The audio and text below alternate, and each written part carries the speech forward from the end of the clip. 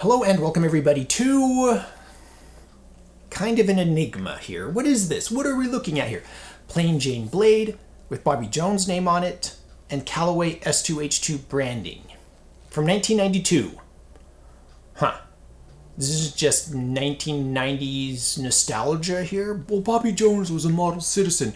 He's exactly the kind of person you want, to be around, to be friends with, because of his integrity. He's an amazing amateur golfer, won the U.S. Amateur, won the U.S. Open, won, just the Grand Slam, right? So needless to say, I don't need to introduce Bobby Jones. Augusta National, have you heard of a tournament called the Masters? His name's associated with all of those things. And they put his name here in the 90s on a stainless blade. Now, real quick, if they made this club today, I'm 100% on board getting it. I like the forged sound of irons, but stainless is fine. And these blades, as long as they're true lofts, I'm happy with. I don't like these really aggressive lofts that they have nowadays. It's hard for me to find a set that I like. And I wish that they still made these. But that said, Bobby Jones,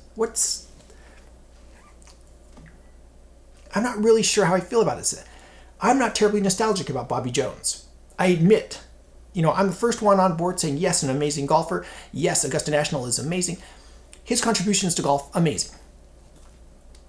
But why is his name on here?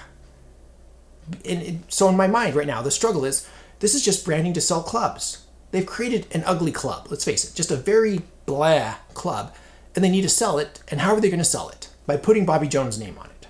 So I'm just not sure how I feel about it. We really need to dig a little deeper. The identifying features aren't exactly hidden on this iron. Bobby Jones in script on the aft portion of the club by the sole, and the high toe on the aft portion, USA, USA. And then we have Callaway on the sole with the iron number. S2H2 stands for short, straight, hollow hosel. You can see it's short and straight and it's hollow. Isn't that what a hosel is? Hollow? Anyway, whatever it's worth, branding. And there's a slight curve here. You can see it gets thicker towards the sole as we look at the toe right here. At address, you can see the face. The face is very business-like. Grooves, very little curvature here down at the leading edge. Nice point here.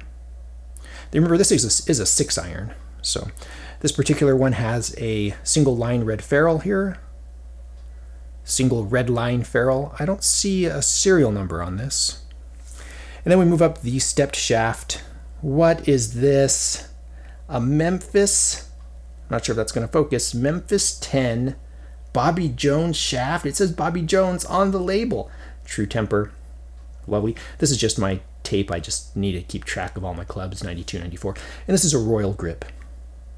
Very much aftermarket. Just keep this thing useful. So let's take this lovely, elegant, simple blade out onto the range and see how it does. It looks like any other S2H2 Callaway. I mean, it looks like a bladed iron. Obviously, it's stainless, but it's hard to tell from address.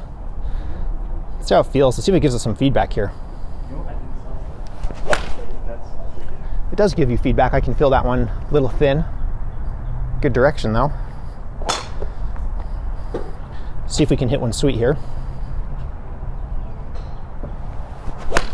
There we go. Move that one a little bit right.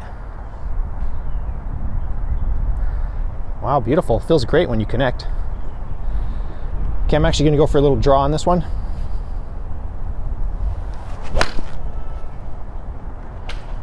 Beautiful, easy.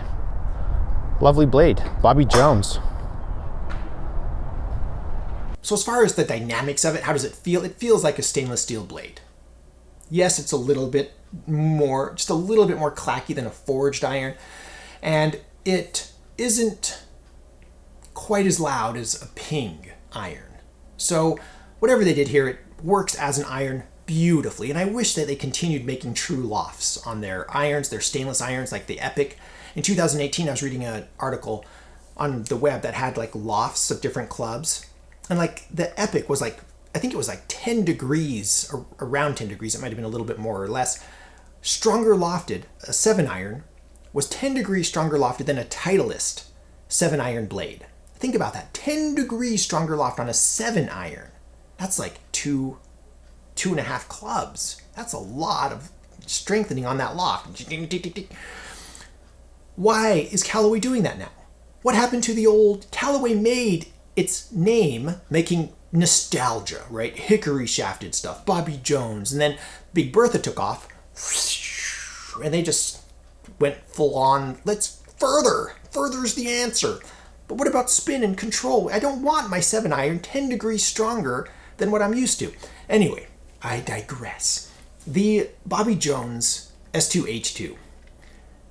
Is this something I want in my bag? To me, if this said Rodney Dangerfield, or Happy Gilmore, Adam Sandler, Bill Murray, anything, I would be just as interested in this, maybe more interested. Am I excited to put these in my bag? I would play these. I could play these.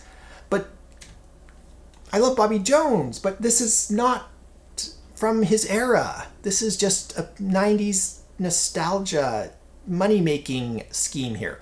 So, is that bad? I don't know. To me, this is not something I'm actively pursuing. It's a wonderful club. Don't get me wrong. I could totally play these. And if I absolutely loved Bobby Jones, yeah, these would be in my bag. No problem. You can find these at relatively reasonable prices in pretty good condition on eBay all the time. So yeah, if you like them, get a set. But for me, not high on my list. I don't really have anything bad to say about them other than I'm just not really too fond of them. If you love these, let us know, and let us know why in the comments below. Kind of the end of the Callaway nostalgia era. And you can always subscribe. Visit my Amazon shop in the links in the description below. I make proceeds from qualifying purchases. If you want email notifications when I upload a video, you can click that bell icon or just wake up every Friday morning at 8 a.m. Eastern. Thank you so much for watching. I am the Vintage Golfer.